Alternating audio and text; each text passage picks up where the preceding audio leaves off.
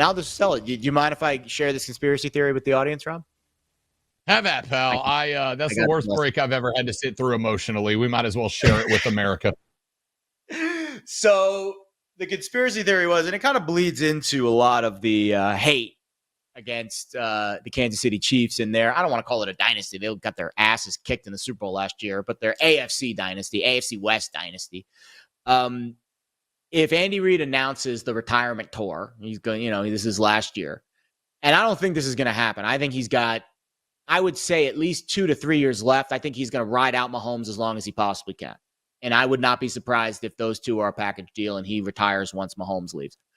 But if Andy Reid announces his retirement tour and the Chiefs end up winning the division and having another great year, blah, blah, blah, making a run, and the voting would happen before the Super Bowl anyways, but it would be a regular season award. And he has a great regular season. They win 14, 15 games. They're number one seed.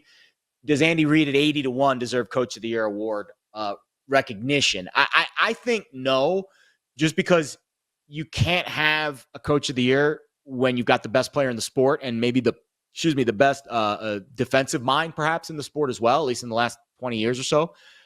But stranger things have happened, and I will, of course, give you a chance to defend yourself, sir. I think it was, for the record, it was just kind of a fun, goofy little thing, but also like a little. Hey, that's what we're doing. It's a slow news day here on You Better You Bet. Just a little node in the back of the brain firing off. And again, it is contingent on what happens if it is announced by or it slips out that Andy Reid's like, this is it. This is my final ride. Like, we've given it a run.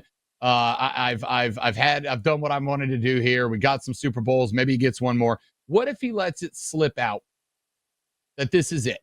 And then they go win the Super Bowl and they decide, listen, Andy Reid has been a monumentally important coach, right? Like, if it wasn't for Bill Belichick, I think Andy Reid would be thrown in there in consideration for the GOAT. Yeah, I know he's got Patrick Mahomes and Travis Kelce, but at the same time, even with the Patrick Mahomes, you still had to build a team. You had to get everybody on board. You had to have an offense to take advantage of what Patrick Mahomes brings to the table, Travis Kelce has to the table, whatever.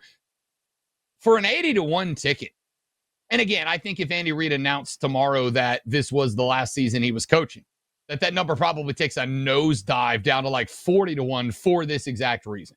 But that's fair. If it was to slip out that Andy Reid was going to hang it up, was going to hang up the Waffle House menu at the end of this season, I don't know, maybe it's worth a sprinkle as a farewell and thanks for all the fish kind of thing for Andy Reid on his way out the door. It's just like I said, it's an interesting little, we have 3-4 more weeks until the preseason kind of discussion.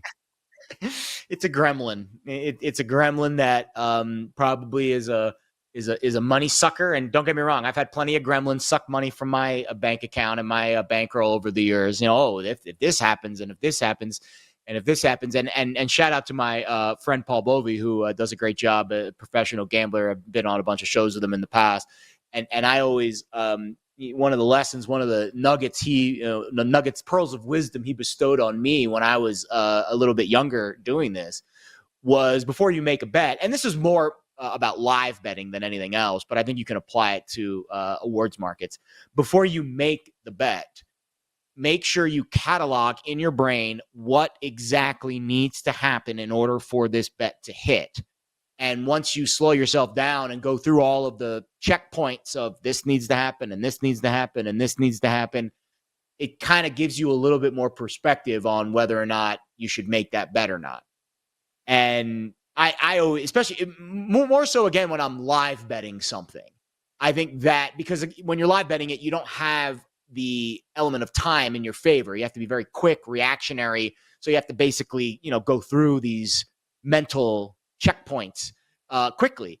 And that's always an exercise that has helped me with live betting over the years. And I think in this case, like, there's just a lot that we need to happen. But if and when the time comes that Andy Reid does announce his retirement, yes, if you're very quick on the trigger and you can get to the awards markets quickly, yeah, I would be willing to bet that you will get some movement towards Andy Reid or some people betting Andy Reid based off of just that news dump.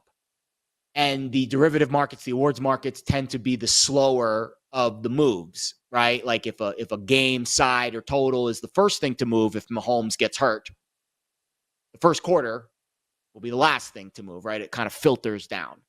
So the awards markets being kind of the bottom of that barrel. So I think that's an interesting theory. And again,